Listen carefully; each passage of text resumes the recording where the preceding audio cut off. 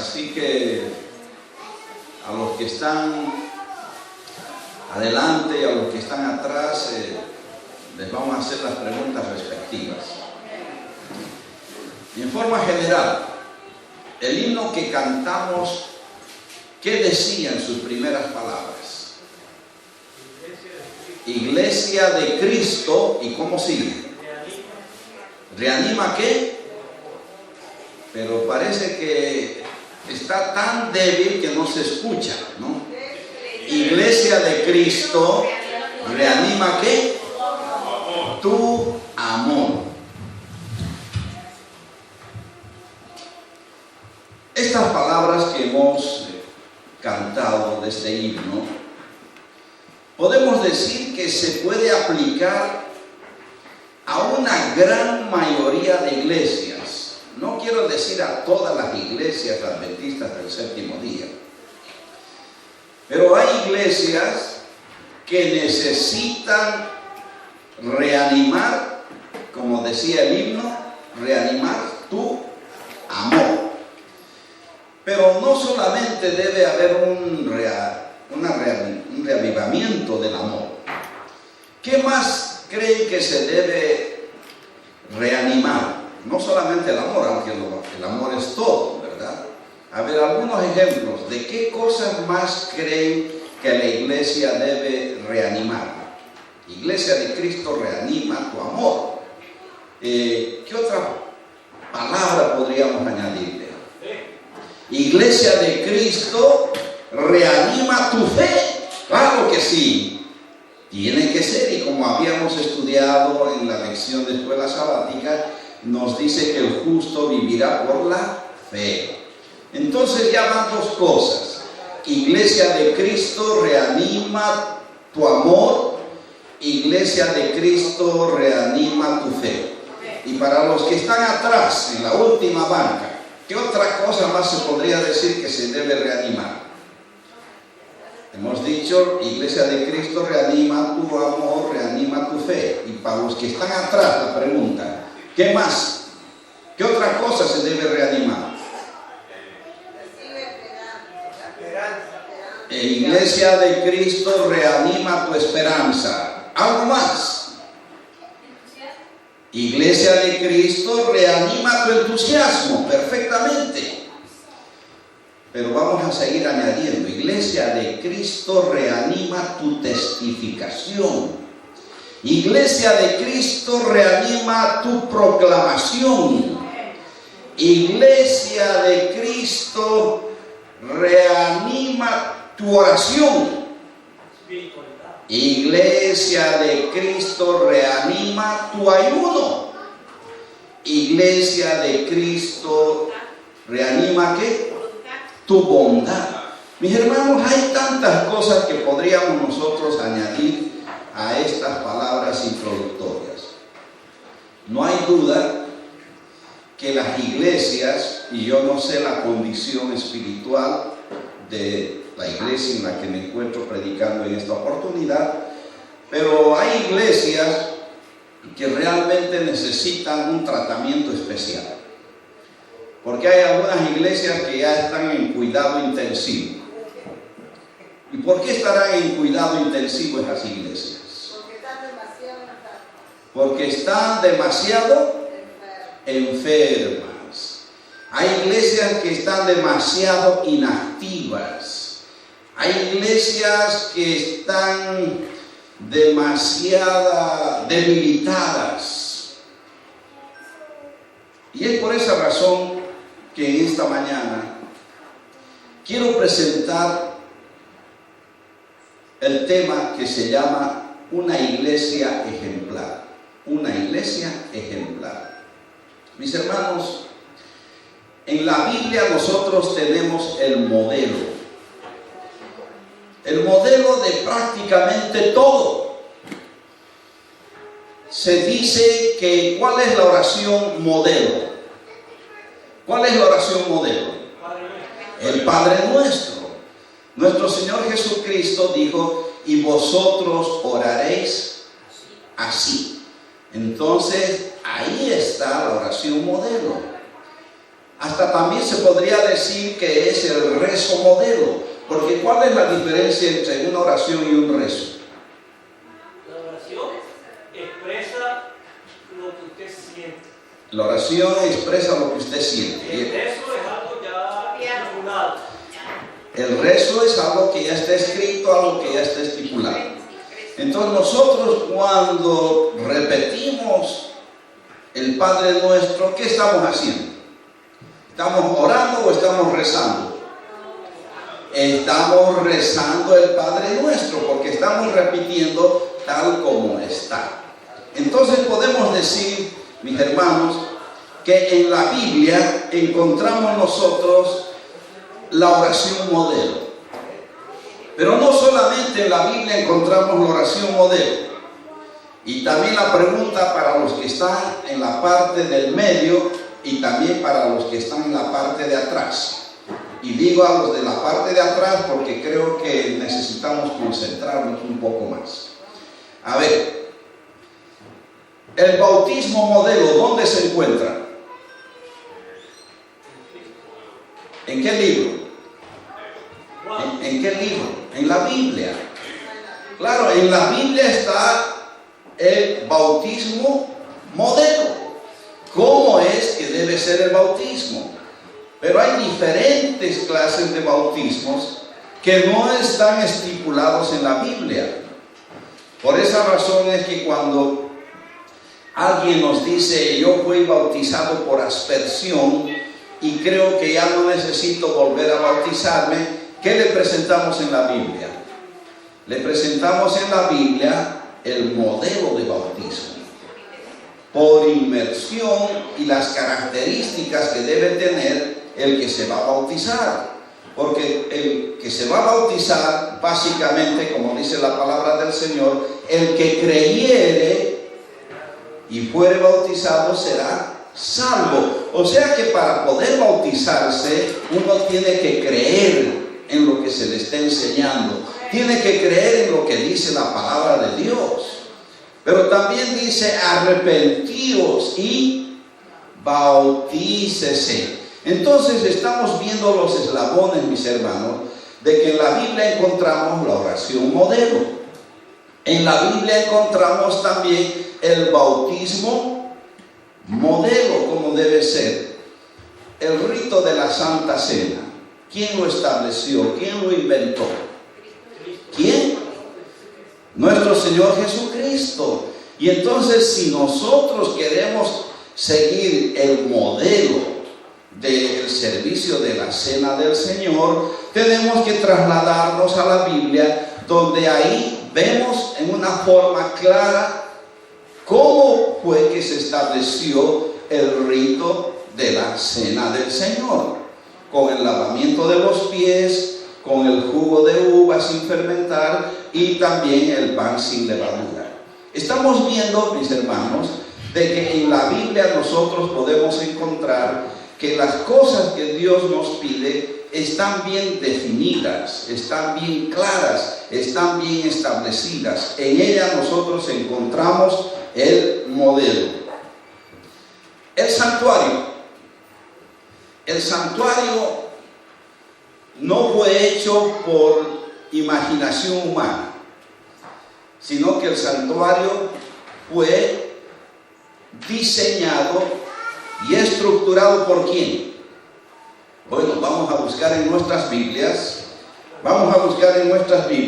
lo que la palabra del Señor nos presenta en el libro de Éxodo, capítulo 25, versículo 40. Éxodo capítulo 25, versículo 40, dice lo siguiente. Primer palabra, nos dice la palabra del Señor. Mira y hazlo conforme al modelo que te ha sido mostrado en el monte. Mis queridos hermanos y amigos, quiero decirles lo siguiente, que las cosas que nosotros creemos, las cosas que nosotros predicamos, son cosas que han sido creadas, establecidas, diseñadas por el mismo Dios.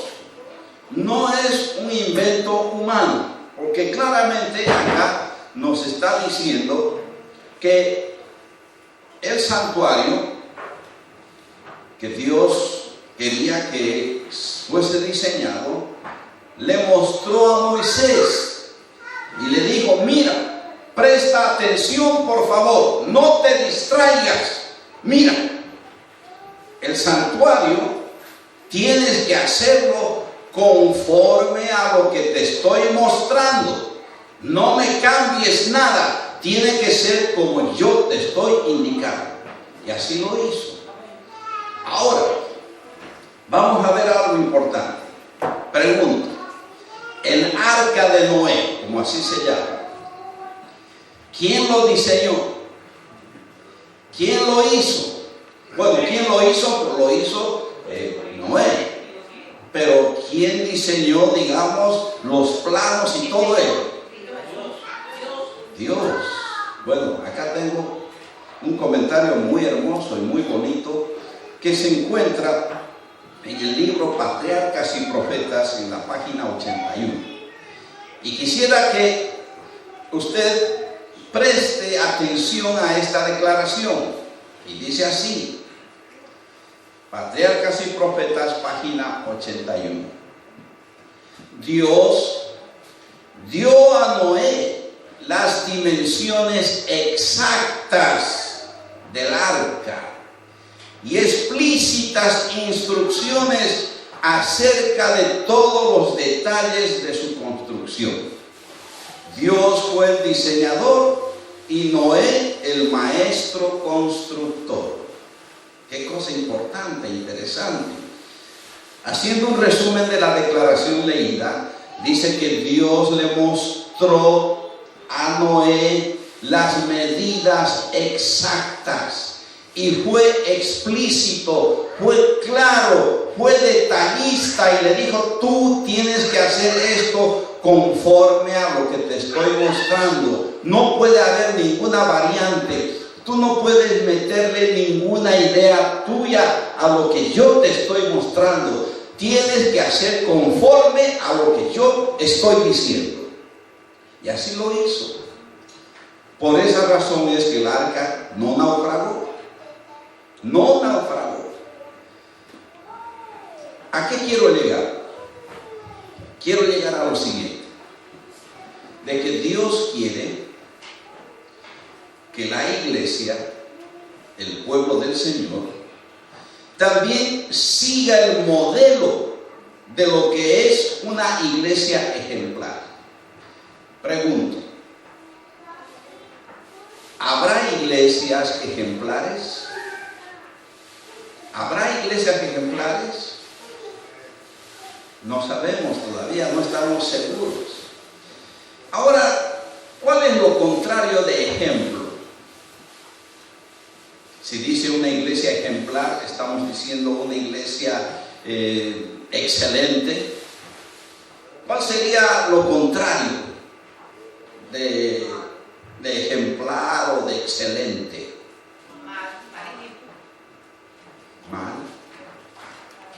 ¿Habrá iglesias que dan mal ejemplo? Hay. Pero no vamos a introducir en esta plática a ninguna otra denominación, porque si no, enseguida vamos a señalar con el dedo y vamos a decir: tal iglesia es un mal ejemplo por esto y por esto. Tal denominación no es ejemplar por esta razón, y comenzamos a detallar los contras de esa denominación o de esa organización. Solamente quiero concentrarme en lo que es nuestro, porque hay un refrán que dice que la ropa sucia se lava en casa. Por esa razón ahora pregunto y digo: ¿Habrá iglesias adventistas del séptimo día ejemplares en el mundo? ¿Habrá o no habrá? Sí que las hay. Pero también hay iglesias adventistas del séptimo día que no están cumpliendo con los planes y los propósitos de Dios, y al no estar cumpliendo con los planes y propósitos de Dios, esa iglesia o esa congregación deja de ser ejemplar. Deja de ser ejemplar.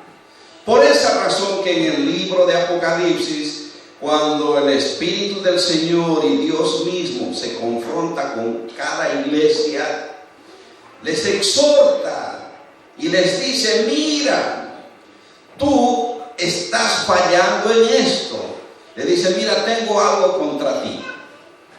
Tengo algo contra ti. Tengo esta observación para ti, que has dejado tu primer amor. Arrepiéntete y vuelve y haz las cosas que hacías en tu primer amor. Entonces, mis hermanos, ya podemos ver que a través del tiempo, que a través de los siglos, y aún en los días cuando comenzaba la organización a partir del Nuevo Testamento, las iglesias, ya habían iglesias que no estaban cumpliendo con los planes y con los propósitos de Dios. Había exhortación, había amonestación, había consejería. Y cuando llegamos a la iglesia de Laodicea, dice: tú dices que eres una iglesia ejemplar. Tú dices que eres la más chévere. Tú dices que eres la super iglesia. Pero yo quiero decirte lo siguiente: que tú eres una iglesia ¿de qué clase? Descuidada, y bíblicamente utilizando los términos de la Biblia, que dice: tú eres una iglesia pobre, tú eres una iglesia miserable, tú eres una iglesia desnuda, tú eres una iglesia ciega. Vemos cómo Dios es claro y muestra la condición de su iglesia. La iglesia ejemplar. Vamos a ver algunas de las características de la iglesia ejemplar. Y quiero decirles lo siguiente, mis hermanos: que leyendo la Biblia,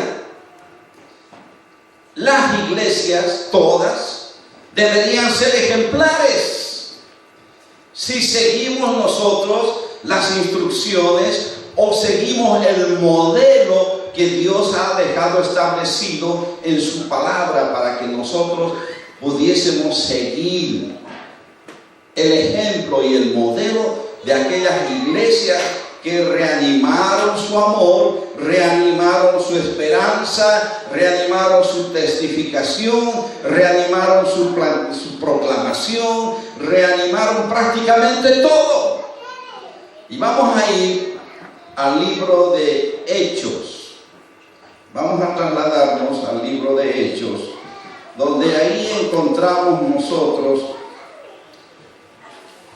la iglesia ejemplar. Capítulo 11, Hechos de los Apóstoles, capítulo 11. Y leemos lo siguiente.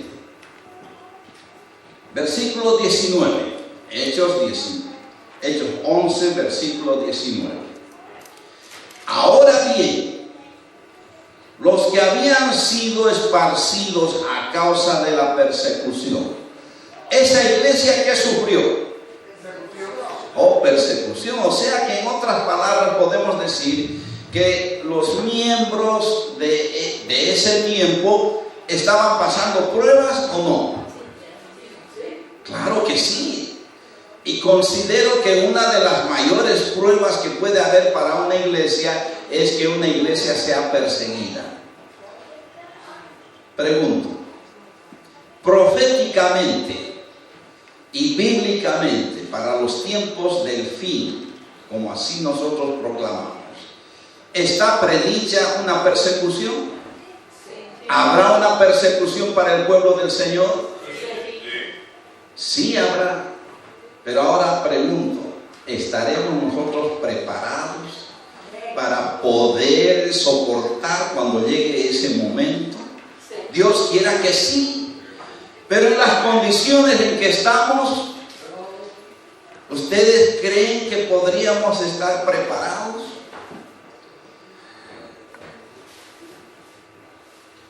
Sandy, el huracán Sandy, que tanto afectó este área. ¿La gente estaba preparada? No. Ellos sabían que vienen huracanes. Nosotros sabemos de que pueden venir tsunamis. Pero la gente no estaba preparada. Y aún cuando ya se vislumbraba que llegaba, digamos, el huracán Sandy en esta región en la que nosotros vivimos, mucha gente se resistió. ¿A qué se resistió? A irse. ¿De dónde? De su casa. Y hermanos, la Biblia también nos presenta y nos dice, queridos hermanos, pronto se avecinan los tiempos críticos. Pronto vienen las dificultades. Tiene que haber un cambio. Tienes que mudar tu manera de pensar y de ser. ¿Y qué vamos a hacer algunos? Haremos el cambio, pero hay otros que dirán, a mí nadie me cambia. Yo me quedo y yo soy como soy. No me saca nadie de mi casa. Yo me quedo aquí. Y mis hermanos, vemos cómo en ese tiempo aquellos hermanos de esa época estaban sufriendo la palabra que hemos mencionado. ¿Qué? Persecución. Y dice las Sagradas Escrituras, ahora bien, los que habían sido esparcidos a causa de la persecución que hubo con motivo de Esteban, pasaron hasta Fenicia, Chipre y Antioquía. O sea que viajaban de un lado para otro, escapándose porque los estaban persiguiendo. Hermanos, cuando llegue el tiempo de la persecución, ¿tu nombre estará en la lista o no estará? Claro que sí, estamos en la lista, porque todos aquellos que decimos que somos miembros de la Iglesia Adventista, todos aquellos que nos identificamos con la observancia de los 10 mandamientos, todos aquellos que proclamamos ser el pueblo de Dios, estamos en la lista. ¿En la lista de quién? ¿En la lista de quién? Bueno, estamos en la lista de Dios, pero también estamos en la lista del diablo. Claro, los que nos hemos bautizado ya estamos con nuestro nombre en el libro de la vida. Pero lo que el diablo dice, yo también te tengo en mi lista. Yo también te tengo en mi libro. Porque a ti de alguna manera yo tengo que sacarte. A ti de alguna manera tengo que desanimarte. A ti de alguna manera tengo que lograr a que tú renuncies a tu fe. Y entonces vemos acá algo importante en el libro de Hechos, capítulo 11, y vamos a leer lo siguiente, versículo 20. Pero había entre ellos unos varones de Chipre y de Cirene, los cuales cuando entraron en Antioquía, también hablaron a los griegos, anunciando el evangelio del Señor Jesús. ¿Qué hicieron? Lo primero, estos hermanos que vinieron de Chipre y de otros lugares y entraron a Antioquía, ¿qué hicieron? ¿Qué fue lo primero? Oh, dice que ni bien comenzaron a entrar a Antioquía, ellos comenzaron a testificar, comenzaron a proclamar, comenzaron a predicar. predicar el evangelio. Eso es lo primero que hicieron. ¿Por qué razón? Porque en la mente y en el corazón de ellos estaba lo que dijo Jesús: buscar primeramente el reino de Dios y su justicia, y todas las demás cosas vendrán por añadidura. Lo primero que hicieron ellos fue testificar. Lo primero que ellos hicieron fue predicar. Ahora viene la pregunta: ¿cuándo fue la última vez que tú testificaste? Saben que ustedes tienen aquí a la entrada un pequeño pizarrón donde hay anuncios. Y ahí hay un folleto, un pequeño póster del Centinela.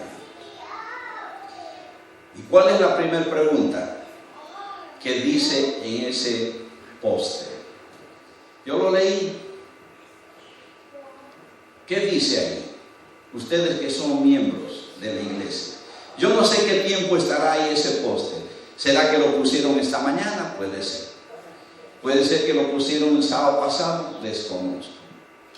Pero me imagino que eso ya lleva tiempo. Ya lleva tiempo. ¿Cuál es la primera pregunta que hacen eso? ¿Lo has leído? Si no lo has leído, presta atención. Y si lo leíste y te olvidaste, eso nos debe hacer pensar en que nuestra iglesia tiene que reanimar su amor. Iglesia de Cristo, reanima tu amor.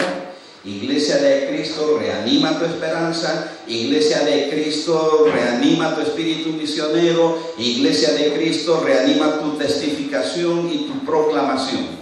Y una de las primeras preguntas dice: ¿cuánto tiempo hace?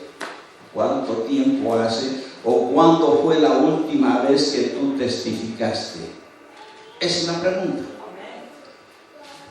Y es una pregunta que debemos nosotros reflexionarla a nivel personal. No quiero que nadie levante su mano diciendo: yo testifiqué hace media hora, y si lo hizo, gloria a Dios. Pero la pregunta es esta. Y es una pregunta muy seria. Y la respuesta eres tú que debes darla, a Dios en primer lugar y a ti mismo. ¿Cuándo fue la última vez que tú hablaste a alguien de Cristo Jesús? Ahora viene otra pregunta. ¿Cada qué tiempo debemos hablar nosotros de Cristo Jesús? A los que están atrás, nuevamente la pregunta. Todo el tiempo. Gracias, veo que estamos concentrados, o tratando de concentrarnos. ¿Cada qué tiempo debemos proclamar a Cristo? Todo el tiempo. Por eso es que si alguien nos hace la pregunta, y Dios quiera que cuando venga otro predicador, cuando venga otro exponente o un hermano laico y les haga la pregunta y digan: iglesia, ¿cuándo fue la última vez que usted proclamó a Jesucristo? Hoy, o antes de venir a la iglesia. Esa debería ser, digamos, ese debería ser nuestro estilo de vida. Entonces vemos, mis hermanos, aquí cómo la palabra de Dios nos está poniendo los parámetros, nos está poniendo el orden de cómo debe ser la vida de un cristiano, de un adventista del séptimo día. Que lo primero que se debe hacer es testificar. El endemoniado, el ex endemoniado, le dijo: Señor, yo quiero seguirte. Yo sé que la gente es dura de corazón. Llévame como una muestra, para que cuando tú comiences a predicar del poder del Evangelio, yo me presente a tu lado y diga: miren mis brazos, todas estas cicatrices. Miren mis pies, miren todas estas heridas. Tú puedas decir: así conocí a este hombre, pero él estaba encadenado, estaba amarrado, pero ahora ustedes lo ven, está libre, está suelto. Pero ¿qué le dijo Jesús al endemoniado, ex endemoniado? No, yo me voy por un lado a buscar otros endemoniados. vete a tu casa y cuéntales cuán grandes cosas el Señor ha hecho contigo. Testificación. La testificación en las iglesias podemos decir que está en uno de los niveles más bajos o más altos. ¿Qué decimos? Nos cuesta decirlo, ¿verdad? Pero los niveles de testificación en muchas iglesias están en un nivel bajo. Iglesia de Cristo, reanima tu testificación. Iglesia de Cristo, reanima tu proclamación. Y cuando la iglesia testifica, cuando la iglesia proclama, cuando la iglesia predica, vamos a ver los grandes resultados. Dicen las Sagradas Escrituras lo siguiente, versículo 21. Y la mano del Señor estaba con ellos, y gran número creyó y se convirtió al Señor. ¿La mano de quién estaba con ellos? Con Dios. Y miren, pareciera algo contradictorio. Dice que estos hermanos estaban huyendo por causa de la persecución, y la mano del Señor estaba con ellos. ¿Cómo es eso? Yo no puedo entender que la mano de Dios esté y yo sea perseguido. Caerán a tu lado 1000 y a tu diestra 10,000, mas a ti no te llegará. Hermanos, puede llegar el tsunami, puede llegar el huracán, puede llegar la persecución. Si el Señor está con nosotros, no nos pasará nada. Y dice que estos hermanos que habían estado pasando por pruebas y por adversidades, dice la palabra, y la mano del Señor estaba con ellos. Dios quiera que la mano de Dios esté con nosotros. Yo creo que Dios está triste, porque yo digo, Dios quiera que la mano de Dios esté con nosotros. ¿Y qué decimos? Amén. Con indiferencia, sin gusto, sin sazón. Pero Dios es un Dios que nos da oportunidades. Iglesia de Cristo, reanima tu amor. Dios quiera, y ojalá sea así, que la mano del Señor esté con la iglesia de Long Beach. Amén. Señor, gracias, nos estás resucitando. Gloria a Dios. La mano del Señor estaba con ellos. ¿Y cómo será la mano de Dios? ¿Cómo es la mano de Dios? ¿Cómo? Protectora. La mano de Dios es protectora. Pero no solamente la mano de Dios es protectora, sino que la mano de Dios es todopoderosa. La mano de Dios es misericordiosa. Por eso es que cuando el rebelde y el orgulloso y el problemático Pedro le dijo, Señor, sálvame, la mano poderosa y misericordiosa y tierna fue extendida y le dijo, deberías tragarte 10 litros de agua, pero no voy a permitir que te tragues una gota. Lo salvó. Y la mano del Señor estaba con ellos. Y muchos creyeron. Y muchos se bautizaron, dice la palabra de Dios. Cuando la iglesia de Long Beach, cuando tú a nivel de familia, cuando tú a nivel de persona, tú a nivel de hombre y de mujer, digas, Señor, yo quiero sostenerme de tu mano. Venga lo que venga, suceda lo que suceda, Señor, yo quiero estar aferrado a tu mano, quiero estar aferrado a tus promesas, quiero estar aferrado a tu santa palabra. ¿Qué va a suceder en tu vida? ¿Qué va a suceder en nuestras vidas? ¿Qué va a suceder en nuestros hogares? ¿Qué va a suceder en nuestras iglesias? Lo que dice la Biblia. Yo no quiero utilizar palabras mías, solamente quiero utilizar lo que dice la palabra del Señor. Y la mano del Señor estaba con ellos, y gran número creyó y se convirtieron al Señor. ¿En qué cantidad? Gran número. Un gran número.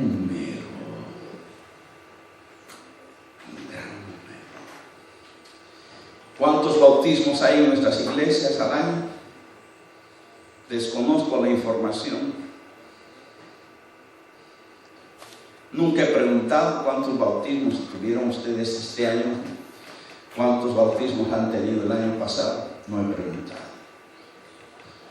Pero usted que es miembro, ¿cuántos bautismos han tenido? Yo he sido testigo acá en la ciudad de Nueva York, en iglesias en las que yo he tenido el privilegio de conocerlas y pastorearlas. Una iglesia de las que yo pastoreé, después de que yo estuve en otros distritos, vi con sorpresa y con tristeza y con preocupación que esa iglesia en un año no bautizó a ni uno. ¡A ni uno! Y quedé sorprendido y preocupado, pero ¿qué pasó? ¿Qué aconteció? El crecimiento de las iglesias no está en proporción a lo que Dios quiere que sea. ¿Por qué? Porque hemos dejado de testificar, hemos dejado de proclamar. Estamos confiando más en la mano del gobierno de este país, estamos confiando más en los beneficios que pueda proporcionarnos este país como residente o como ciudadano, y estamos confiando menos en la mano de nuestro Dios. Pero nosotros, vayamos donde vayamos, estemos donde estemos, tenemos que aferrarnos a la mano poderosa de nuestro Dios. Y sigo leyendo lo que dice de la iglesia ejemplar. Versículo 22. Dice así la palabra: llegó la noticia de estas cosas a oídos de la iglesia que estaba en Jerusalén, y enviaron a Bernabé que fuese hasta Antioquía. Dice la palabra que llegó la noticia a oídos de la iglesia que estaba ¿dónde? En Jerusalén. Las noticias salieron de Antioquía y llegaron a oídos de la iglesia ¿de dónde? Jerusalén. De Jerusalén. Y dijeron: no puede ser. Hay que mandar a un emisario, hay que mandar a un testigo para ver si estas cosas son así. ¿Qué noticias les llegaron desde Antioquía a Jerusalén? ¿Qué noticias les llegaron? Que se habían bautizado un gran número de personas. Dijeron: en Antioquía se han bautizado un gran número de hermanos. Y algún crítico dijo: no, lo que pasa es que los han bañado o los están remojando. ¿Qué otras noticias llegaron a la iglesia en Jerusalén? ¿Qué dijeron? ¿Qué noticias? Imagínense. Que se estaba predicando el evangelio. Los hermanos están testificando. Los hermanos cantan con entusiasmo. Los hermanos testifican. Los hermanos no tienen miedo de decir amén, gloria a Dios. Es una iglesia viva. Pero ¿cómo? A ver, no. Ver para creer. Ahora la pregunta que yo tengo es la siguiente: ¿qué noticias salen de nuestra iglesia? ¿Qué noticias? Porque saben una cosa, que en ese tiempo, aunque no había celulares, las noticias llegaban. Y ahora que estamos con celulares, ¿en qué tiempo llegan las noticias? Y quizás alguien ahora mismo está mandando un mensaje de texto, ¿verdad? Ha venido un viejito y nos está castigando. ¿Por qué lo habrán traído a este pastor a predicar estas cosas, ¿verdad? Sí, hay de todo. Y saben una cosa, y que si no lo está haciendo en un mensaje de texto en su teléfono, lo está haciendo en su cabeza. Así pasa. Dios quiera, mis hermanos, Dios quiera que siempre de nuestra iglesia de Long Beach salgan buenas noticias. Amén. Y para que salgan buenas noticias dependen de quién. De nosotros. ¿De quién depende? Nosotros. De mí. De nosotros. Las buenas noticias no dependen de que alguien venga de afuera. Las buenas noticias dependen de cada miembro de la iglesia. Ahora la pregunta es, ¿qué noticias saldrán a partir de este día de acá?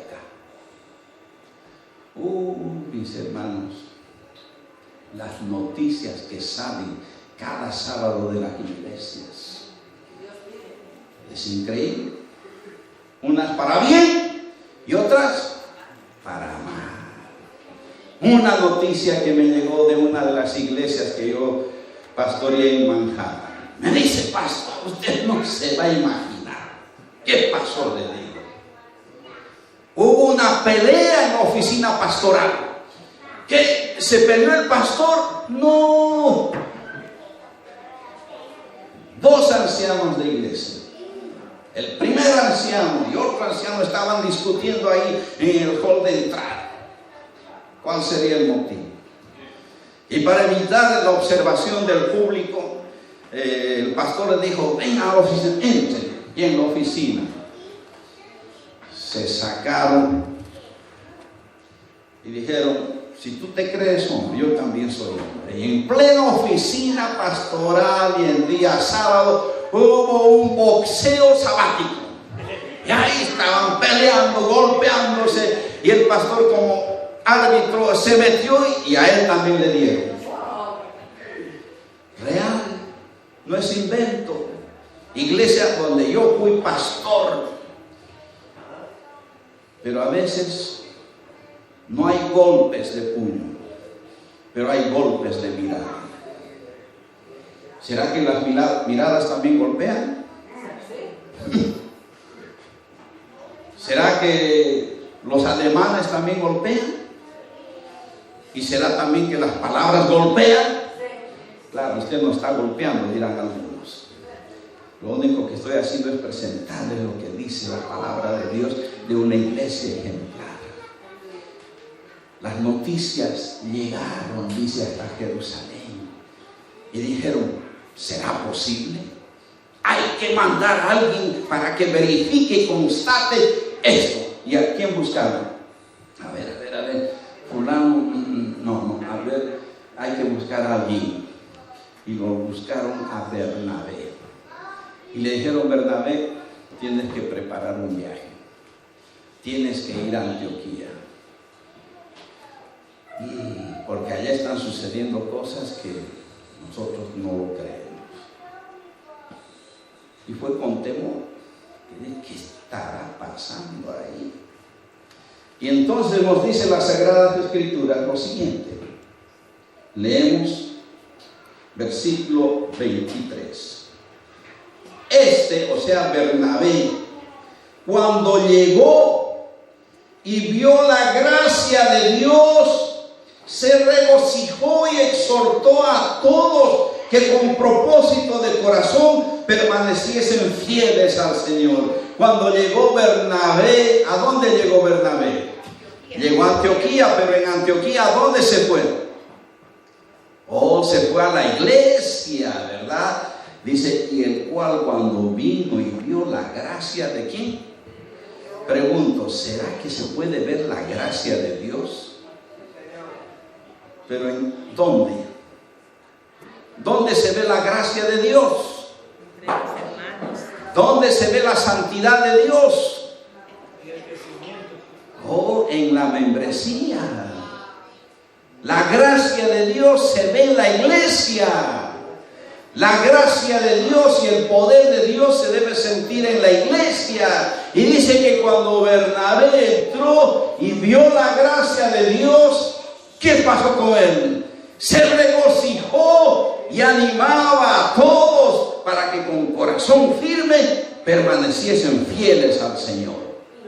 Y en esta mañana yo también les digo, hermanos, mantengámonos firmes al Señor. Pero también les exhorto a que cuando alguien entre a esta iglesia pueda regocijarse y no entristecerse. Para que alguien cuando venga a esta iglesia también pueda sentir y percibir, no es que esté con catarro, pueda percibir y pueda sentir la presencia de Dios y pueda ver la gracia de Dios, la santidad de Dios, el amor de Dios, la gracia de Dios, la misericordia de Dios, la bondad de Dios debe ser reflejada en cada uno de nosotros como miembros de iglesia. Y cuando comencemos nosotros a reflejar, la iglesia podrá ser el lugar donde se deposita la gracia de Dios, la misericordia de Dios, la santidad de Dios. Y Bernabé se regocijó, quedó contento. Hermanos, hay un refrán que dice que hay personas que alegran cuando llegan y hay otras personas que alegran cuando se van. Sí, claro. Hay personas que llegan a una reunión y dicen, oh, pero qué bien, dice, mira, qué felicidad de verte. Y cuando llega alguien, llegó el aguafiestas, llegó vinagre. ¿Cuándo se irán? Dios quiera que cada uno de nosotros podamos causar alegría donde vayamos, porque estaremos revestidos de la gracia de Dios, de la bendición divina que Dios quiere depositar sobre tus vidas. Pero a veces somos como las personas del huracán Sandy, que decimos no, ayuda no necesito, estoy bien como yo estoy. Y vemos, mis hermanos, bíblicamente lo que nos sigue diciendo las Sagradas Escrituras. Versículo 24. Porque era varón bueno y lleno del Espíritu Santo y de fe, y una gran multitud fue agregada al Señor. Mis hermanos, la Biblia es clara. La Biblia es fiel. Una iglesia que está llena con la gracia de Dios va a ser una iglesia ganadora de almas. Un miembro de iglesia que esté lleno del Espíritu Santo será también un instrumento para que mucha gente se entregue a los pies de Cristo. Y acá vemos dos casos ejemplares. La iglesia de Antioquía, una iglesia llena de la gracia de Dios, y ganaba mucha gente, y lo mandan a Bernabé, y dicen, ¿y quién es Bernabé? Oh, Bernabé es un varón santo de Dios, lleno del Espíritu Santo, y añade, y mucha gente se añadió más a la iglesia. Acá vemos la iglesia ejemplar, el cristiano ejemplar, cómo Dios quiere y espera que nosotros seamos como individuos y que seamos como congregación. Y leo el siguiente versículo, versículo 25. Después fue Bernabé a Tarso para buscar a Saulo, y hallándole lo trajo a Antioquía. ¿A quién lo fue a buscar Bernabé? ¿A quién? A Pablo. Saulo de Tarso, Pablo. Y le dijo Saulo, mira, ¿y cómo te fue a Antioquía? Ve, no lo vas a creer, Pablito, no lo vas a creer. Mira, yo cuando llegué a esa iglesia me sentí tan contento, me sentí tan animado, que verdaderamente me llené de regocijo. ¿Y qué le dijo Bernabé a Pablo para los que están atrás? ¿Qué le dijo Bernabé a Pablo para los hermanos que están atrás? Oh, ¿hay alguien que quiera ayudarnos con la respuesta? Oh, lo lo que le dijo Bernabé a Pablo es lo siguiente: Pablito, por favor haz planes de ir conmigo a Antioquía. Y lo llevó. Y vamos a ver lo que pasa con las Sagradas Escrituras. Y dice así, versículo 26: y se congregaron allí todo un año con la iglesia y enseñaron a mucha gente, y a los discípulos se les llamó cristianos por primera vez en Antioquía. ¿Qué tiempo se quedó Pablo en Antioquía? ¿Cómo? Un año. Y en su agenda, ¿por qué tiempo él iba para quedarse en Antioquía? Él fue por curiosidad. Él fue a Antioquía porque lo invitó Bernabé y le dijo: vamos a la iglesia de Antioquía para que tú puedas ver allí la gracia de Dios. Y Pablo dijo: bueno, yo tengo muchos lugares que ir a predicar el evangelio, pero te acompaño. Y cuando llegó Pablo a la iglesia de Antioquía, ¿qué vio? La gracia de Dios. ¿Y qué tiempo se quedó Pablo? Un año. ¿Y por qué se quedó un año?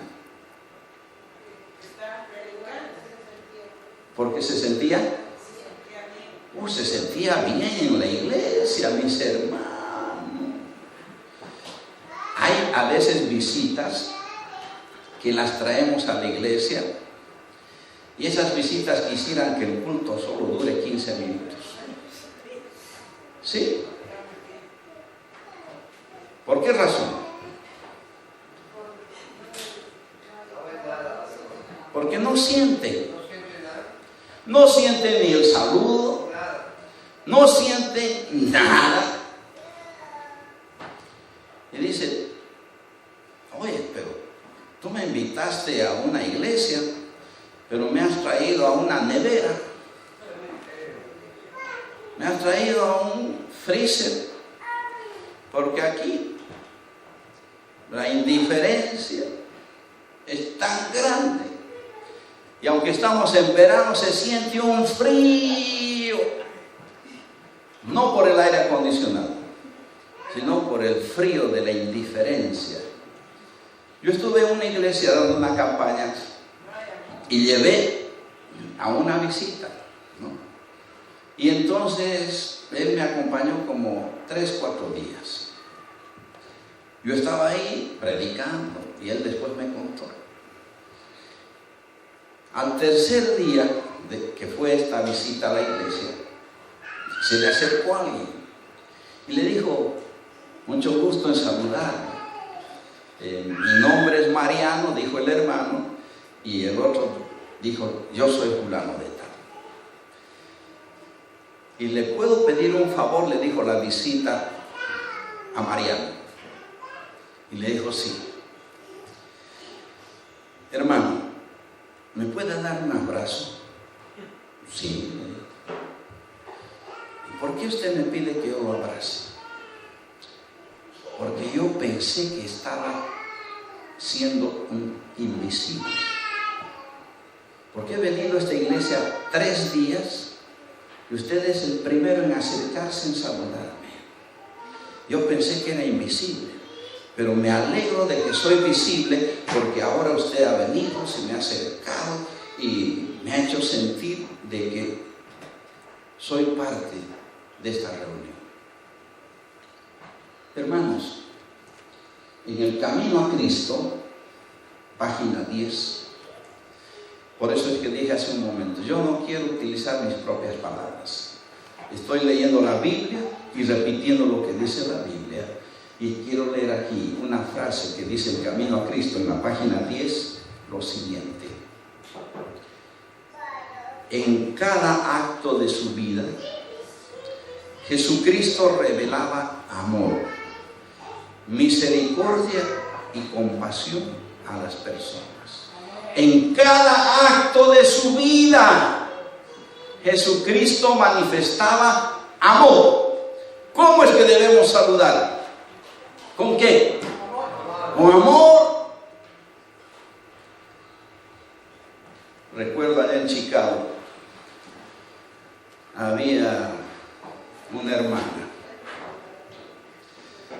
El nombre difícil que me olvide. El nombre de ella era Aurora, pero los demás miembros le cambiaron el nombre y le decían la hermana Agrura.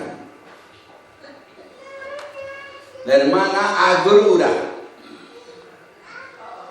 porque alguien le saludaba: buenos días, hermana Aurora. Buenos días, hermana. La hermana Agrura. Y saben que en las iglesias hay hermanos vinagres, hay hermanas vinagres, con rostros que se parecen a un limón exprimido, así. La palabra nos dice, Camino a Cristo, página 10, que en cada acto de su vida nuestro Señor Jesucristo manifestaba amor, manifestaba misericordia, entendimiento y compasión. Y Pablo, cuando llegó a la iglesia de Antioquía, dice: quisiera pedir mi carta de traslado, porque acá sí se siente bien. Y aunque tengo tantos lugares que ir a predicar, por lo menos me voy a quedar un año a predicar. Y miren, Pablo tenía una agenda pero completísima para predicar de un lado a otro, y se quedó en la iglesia de Antioquía. Dios quiera que cada persona que venga a esta iglesia también pueda quedarse para siempre. Pero para ello, esa persona tiene que ver la gracia de Dios. Y dice que en ese lugar, por primera vez se les llamó a esos hermanos. ¿Qué nombre le pusieron? ¿Y por qué? Porque reflejaban a Cristo. Una pregunta. Al que habla mucho de Castro, ¿cómo les llaman? Castrista. Al que habla mucho de Chávez, chavista. O sea que es así, los identifica. No, ese es un chavista porque ese siempre está hablando de Chávez. No, a ese le hablan castrista porque siempre está hablando de Castro. ¿Y por qué les pusieron el nombre de cristianos? Porque hablaban de Cristo. Oh, claro. Resulta que un misionero norteamericano se fue a la China a predicar el evangelio y buscó una calle céntrica y se paró en una esquina y comenzó a predicar. Y que Jesucristo es el Salvador, que Jesucristo salva. Ven a Jesucristo y entrega tu vida. Cuando tengas a Jesucristo en tu vida, las cosas van a cambiar. Jesucristo te perdona, Jesucristo y Jesucristo. Y en la esquina estaba un restaurante y un chinito. Y después, ya casi al terminar el día, el chinito se acercó y le dijo: oye, gringuito, tú no tienes otro nombre que predicar. Solo estás hablando de Cristo, Jesucristo, Cristo. No tienes otro nombre. Y él dijo: Señor, ¿qué le contesto? Chinito, te voy a hacer una pregunta. Está bien, gringuito. ¿Qué comiste hace 3 días? Arrocito con verduras. ¿Qué comiste ayer? Arroz con pescado. ¿Qué comiste hoy al mediodía? Arrocito con carne. ¿Y por qué comes tanto arroz? Porque el arroz me da vida, me fortalece, el arroz me da fuerza. Yo predico a Jesucristo porque Él me da vida, me da fortaleza, porque Jesucristo me da paz, me da esperanza. Por eso es que a los hermanos en Antioquía les hablaban de Jesucristo, Cristo, cristiano, porque hablas todo el día de Cristo. ¿Qué dirá tu vecino? ¿Qué dirá tu familia? ¿Qué nombre te pondrá? Targetista, porque habla solamente de Target, que en Target hay un especial. Walmarista, porque en Walmart hay especiales. O alguien dirá el hermano 99 cents, porque dice: oye, en los lugares de 99 cents Yo encuentro unos especiales. ¿Por qué no vamos a 99 cents? O el 99. ¿Con qué nombre te pueden poner en tu vecindad, en tu familia? Dios quiera que nos llamen siempre cristianos, porque hablamos y predicamos a Cristo Jesús. Iglesia de Cristo, reanima tu amor. Y concluyo con esta historia. Un misionero que se fue a predicar ahí en esas zonas, pero aisladas, hace muchos años atrás. Predicó el Evangelio y predicaba el Evangelio, y ahí un aborigen, un hombre de campo, como se dice, aceptó el Evangelio y llegó a ser como su asistente. Y entonces el pastor le dijo: mira, yo tengo que ir a la ciudad, tenemos que caminar como 3 o 4 días y tengo que llegar a la ciudad. Y el hombre de campo, que nunca había salido, dijo: yo te acompaño. Y llegó. Y llegaron ya casi en la noche. Y el hombre aborigen quedó sorprendido cuando vio en las calles iluminación. En su pueblo no había nada. Y dijo: ¿y qué es eso? ¿Qué le iba a explicar de electricidad? Le dijo: pequeños soles. Pequeños soles. Y entonces entraron al hotel, al cuarto. El misionero se fue a hacer unas cosas y había una lámpara ahí.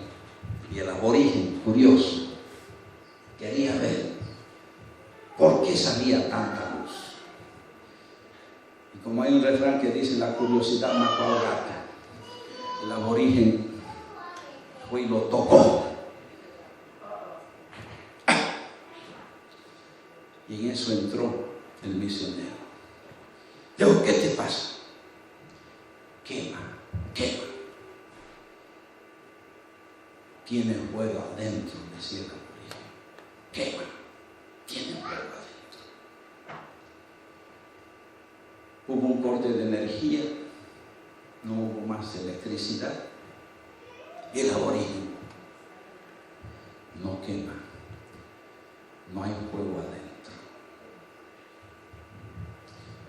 El fuego del Espíritu Santo está en tu vida. Quemamos con la predicación del Evangelio. Nos quemamos por testificar. Nos quemamos por proclamar. Pues que estamos desconectados de la energía, del poder del Espíritu Santo. Y somos un bombillo que no enciende. Dios quiera, mis hermanos, que sigamos el ejemplo de los hermanos de Antioquía, con las características que menciona la Biblia. Yo no quiero decir la iglesia debe ser así, así, así, así, porque puedo meter un invento mío. Lo único que he querido en esta mañana es compartir con ustedes lo que Dios dice en su santa palabra, para que las iglesias de este tiempo podamos transformarnos en una iglesia ejemplar, una iglesia que testifica, una iglesia que proclama, una iglesia que ama, una iglesia que está unida, una iglesia que refleja la gracia del Señor en cada una de sus reuniones, en cada una de nuestras actividades. Nosotros tenemos que reflejar la gracia del Señor. ¿Y saben una cosa? Que la gracia del Señor no se refleja en una congregación de 1000 miembros. La gracia del Señor se refleja a nivel personal.